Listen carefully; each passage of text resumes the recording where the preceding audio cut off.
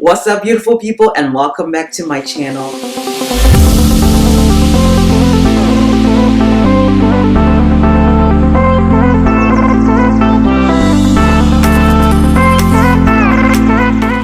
If you're new here, welcome to you. As promised, today I'll be doing a mid-year update of those 4 2019 goals I discussed in the video which I posted back in December. And again, I strongly suggest that you first pause this video, watch that video first before continuing with this video. It will provide some context. I'll be sure to leave a link for it down below, as well as in the end cards at the end of this video. Alright, let's jump right in.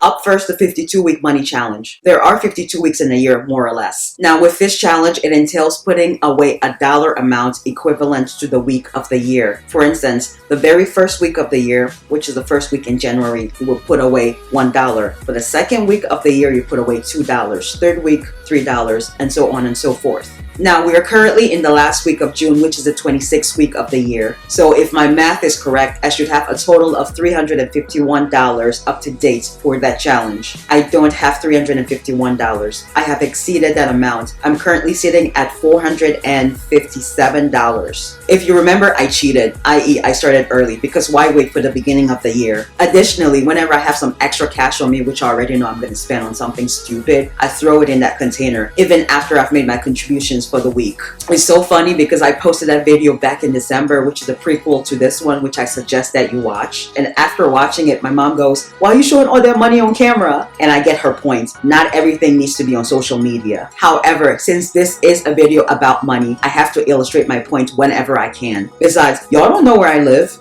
Okay, moving on to the second challenge. Saving $12,000 in 12 months, which is basically $1,000 a month, which I have done before, as I mentioned in my last week's video. If you happen to have missed that video, no worries, I got you. I will link it down below for you. Now, this challenge is proven challenging.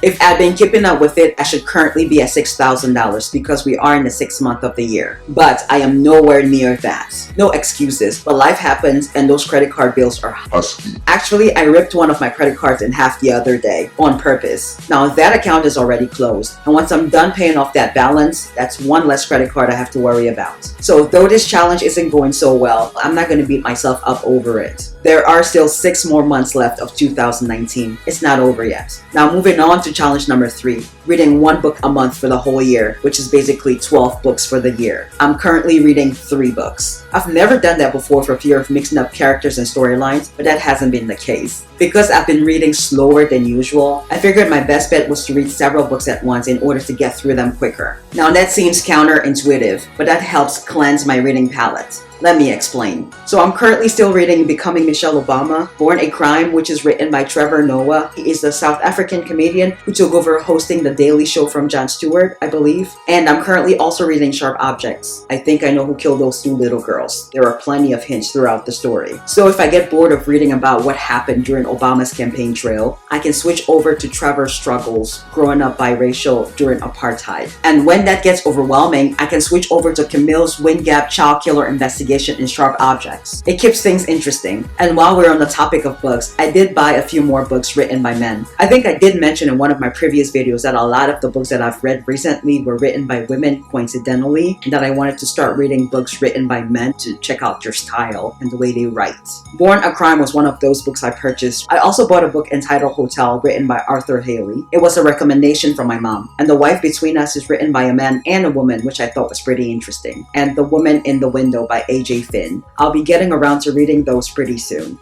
The 4th and final challenge was to only buy things I'm obsessed with or things I've had my eye on for a while. Good investments, I call them. And that one, I must say, has been going quite well. Now, I've recently added other challenges. I have added the $5 bill envelope challenge. Now, that one is pretty self-explanatory. It's basically stashing away $5 bills in an envelope. And so far, I have accrued $40. And of course, there's my Wealth Simple account and my Acorns account, which I referenced in my previous video about millennials and the struggles they face. You cannot put all your eggs in one basket when it comes to money. You've got to spread it out. And that's what I've been learning lately. I certainly hope you found this video helpful and entertaining. And hopefully you'll try out a few of these challenges. Or you're currently trying out one or a few of them. Please let me know in the comment section below if you are trying out one of these challenges or a few of them. You can never save too much. You can spend too much. And it's not so much about the amount you're saving as it is the muscle to save. The same way you go to the gym to do squats or lift weights to tone up or build muscle, you also got to build a muscle for saving, because life happens as much as we don't want it to. But you want to know that you have money to cover it. Thank you so much for watching, and I'll see you right back here next Tuesday.